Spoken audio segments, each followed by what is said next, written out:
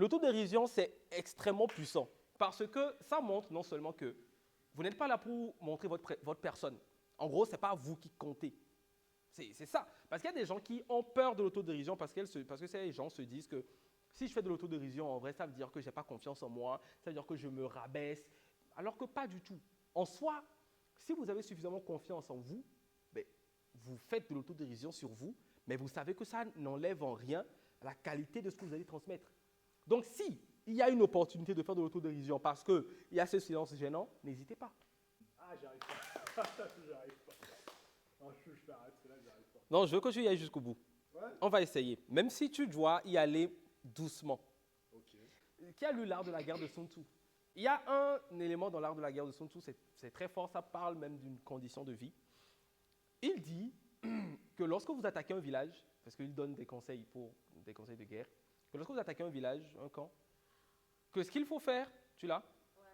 Que ce qu'il faut faire régulièrement, ce qu'il faut faire généralement, c'est laisser une petite porte de sortie au-dessus des villageois, mais sans qu'ils ne sachent que c'est vous qui avez laissé la porte. Parce que s'ils savent, ils vont se dire que c'est un piège. Pourquoi? Et il y a eu plusieurs psychologues qui ont eu à prendre cette information et ont essayé de la traduire en disant, en vrai, c'est par rapport au plan A et au plan B. Si vous vous laissez un plan B, ce qui va se faire, c'est que votre cerveau va automatiquement se dire qu'il y a un plan B. Et Sun Tzu disait que si vous ne laissez pas de porte, de voie de sortie aux villageois, un seul villageois pourra tuer 3 soldats. Parce qu'il se bat pour lui, pour sa famille, mais également pour son village, pour son pays. Et à partir de là, quand il est vraiment dos au mur, il a la force d'éliminer 2-3 soldats. C'est la raison pour laquelle il faut leur montrer, il faut leur dire que tu peux t'enfuir. Bien évidemment, de manière assez subtile, afin qu'ils puissent partir et comme ça, vous occupez le reste. C'est un peu la même chose dans la vie généralement. Et donc, par rapport à cet exercice, je sais que c'est très compliqué, ça va être très complexe pour tout le monde. Mais dites-vous que vous voulez y arriver. Là, ne vous laissez pas de plan, je peux partir, non. Parce que si vous partez, dans la tête, c'est je peux partir, donc c'est-à-dire que toutes les fois, je peux encore partir. Vous voyez un peu? Donc dites-vous juste, oui, ça va être compliqué, mais je vais le faire. Oui, je vais peut-être, mais voilà, là, dis-toi que tu veux tuer les 3 soldats. Même si tu vas leur enlever juste 2 jambes, dis-le. Tu vois, et tu y vas à fond. On va enlever les jambes de personne, vous rassurez-vous. Mais voilà, tu vois, dis-toi que tu vas jusqu'au bout. L'important, c'est de terminer.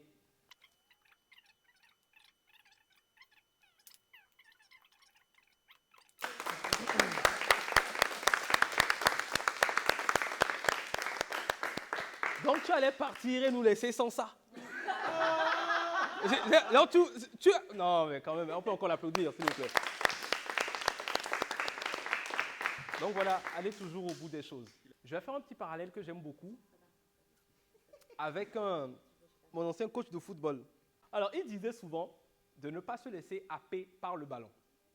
C'est-à-dire, généralement, je sais que parfois quand on joue au ballon, on te met peut-être attaquant, mais toi, tu vois la balle là-bas, tu cours derrière la balle, après tu te retrouves même à côté du gardien. Mais qu'est-ce que tu fais là, mon pote? Ça peut arriver. Il dit de ne pas se laisser happer par le ballon, parce que quand on se laisse happer par le ballon, quand on l'a, on ne sait pas quoi faire finalement. Et on a une gestion du ballon, une gestion du jeu qui n'est pas du tout optimale. Et c'est la même chose avec la prise de parole. Se laisser happer par la prise de parole, c'est exactement ça. Alors, je vais aujourd'hui parler de. J'arrive, je ne prends même pas le temps de voir concrètement où je suis, je ne prends même pas le temps de respirer et immédiatement j'attaque. Et ça, c'est ce que j'appelle une prise de parole expéditive, parce qu'on veut juste expédier, partir. Il ne faut pas être dans ça. Quand vous arrivez, les gens ne vont pas vous manger. Prenez un tout petit temps, même s'il faut que vous marchiez un tout petit peu, vous respirez, parce que si là, vous n'êtes pas en sécurité, vous ne serez pas en sécurité quand vous allez commencer à parler. C'est très important d'être en sécurité. Moi, il y a eu des concours d'éloquence dans lesquels je voulais commencer, j'ai senti que si tu commences là, tu vas bégayer après. Tonton. Et on a dit c'est bon, hein, et j'ai fait. Et ce n'est que quand je suis prêt que je commence.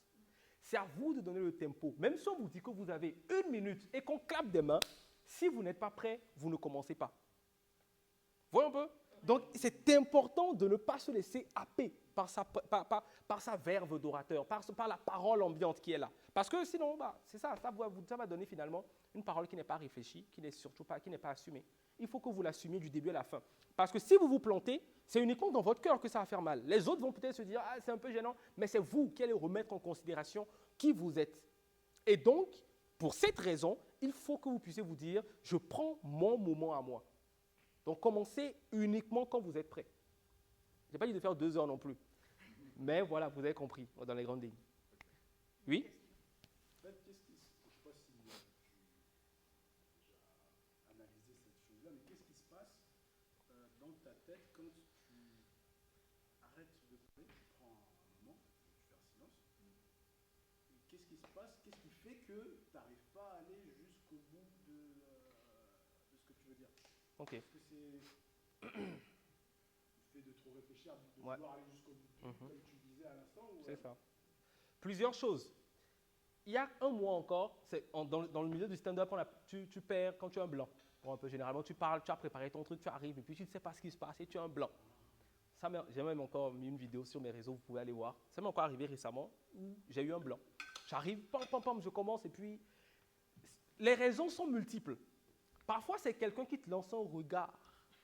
C'est un regard de vaudou. C'est-à-dire, tu t'en rends pas compte. Tu es là, tu te dis, mais pourquoi tu me regardes? Je te dois de l'argent. Il y a des gens qui vous lancent vraiment des regards comme ça. Ça peut arriver. Parfois, c'est parce que ce que vous aviez prévu ne s'est pas déroulé comme prévu. Moi, par exemple, la plupart de mes beats, qu'est-ce qui se passe? C'est que je me dis que je viens dans une certaine énergie. Mais juste avant, je n'ai pas la bonne énergie, donc j'arrive. Le début, je le foire un peu. Et quand je le foire, je vois que je n'ai pas la réaction escomptée. Et par rapport à ça, à un moment donné, ton cerveau se dit, ah, ok, je me mets en pause. Et à partir de là, à vous de décider comment est-ce que vous gérez. Moi, ce que je fais généralement, c'est j'assume.